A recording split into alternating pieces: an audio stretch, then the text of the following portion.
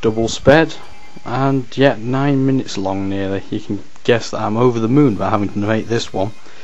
Anyway, if you noticed the battle before, it was against a guy called Beer. I can't remember his YouTube username, but that's not really the point. This is the singles battle I had with him, and you get quite a lot of opposites here, where you have a, annoyingly, OU monotype steel team against a predominantly UU mixed team, with the exception of Zapdos, which is, if anyone has made a team similar to this one, yeah, it's a pain in the arse now it's got a heat wave available to it, considering Empoleon, which is one of the 3 things I can think off the top of my head that are part steel that resist heat wave, apart from heat proof Bronzong, but that doesn't really count. Yeah, it's weak to Thunderbolt, which doesn't help, and the other 2 that are okay with fire aren't very well suited either, given Aggron can't take a special hit and Bastion can't attack to save his life. Anyway, I've gone off a bit in a tangent, and I've got a feeling that about now you're going to go boo and start flaming, because I do have a Sizzle with Bullet Punch. If you have a stab at me for that, you know, you just get blocked and such. I know it's OU, but if you notice throughout the whole team, there's a massive lack of steel type stab, and you know, unfortunately, the reason it's used a lot is because it is the best set for it. Bullet Punch, Sword Stance, it is by, well, unless you have agility if you're going for speed rather than Sword Stance, or you could have both. Anyway, to the battle. The Cradley there, I think I can set up on. I don't think we'll ever, unless I have Hidden Power Fire, which is very unlikely, and if so, fair game. So I Sword Stance, thinking what could it possibly do, maybe substitute. And he goes for Confuse Ray, which in effect gave me a free turn because of the Lumberry. So now with the +2 attack, and this is quite a common scene if you are fairly used to competitive battling, a Scizor with its Bullet Punch Joy, and yeah, who can blame it? It's not like it's Uber, it is counterable. Anything faster than a Scizor with a fire move pretty much counters it, as long as it hasn't got cardboard defense. And there is the Evil Zapdos of Doom, but Bullet Punch does so much that it'll 2-hit KO it anyway, which obviously put him in a bit of a weird situation, especially given the Stealth Rock is up, meaning if he comes back, if he swaps out with Zapdos and comes back in, he's going to have peanuts of health. I've barely got over a quarter of his health as it is.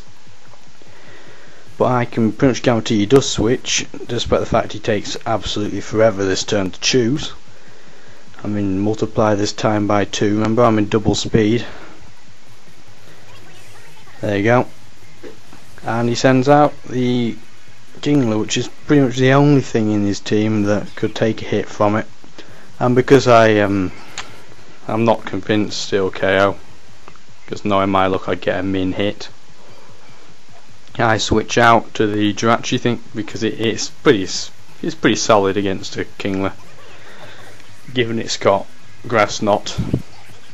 But unfortunately, there's our typical Daniel-esque luck of getting a crit.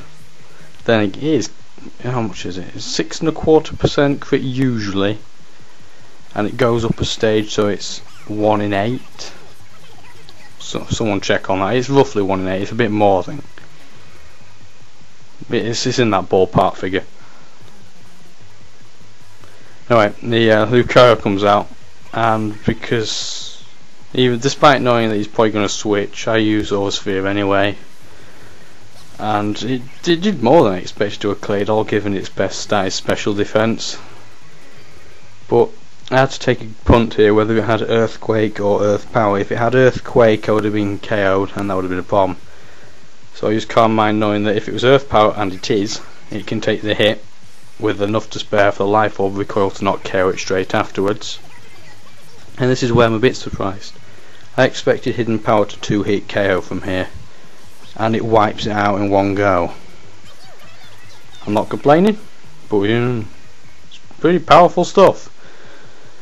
Unfortunately, Lucario's without Extreme Speed or Vacuum Wave all face the same problem. For a sweeper, it's not massively quick, so inevitably at some point it will be outsped. But I don't think it's outsped by the Pokemon he sends out. because if I remember correctly, he sends out a Cradley. There you go. Cradilly, Cradley, I don't care how it's pronounced, they both work.